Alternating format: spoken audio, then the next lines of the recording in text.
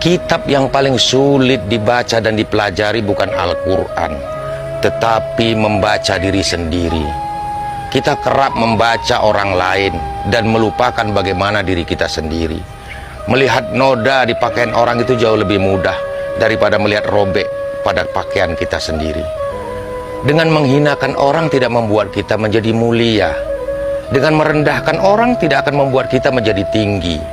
Dengan menjelekkan orang tidak juga akan membuat kita menjadi baik, tetapi justru akan memperjelas keburukan diri kita sendiri. Tetaplah menjadi baik, sekalipun orang lain menyatakan diri kita buruk.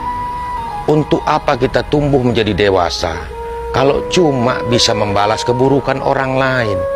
Untuk apa kita sekolah dan belajar tinggi kalau pintar kita cuma mengikuti keburukan orang lain?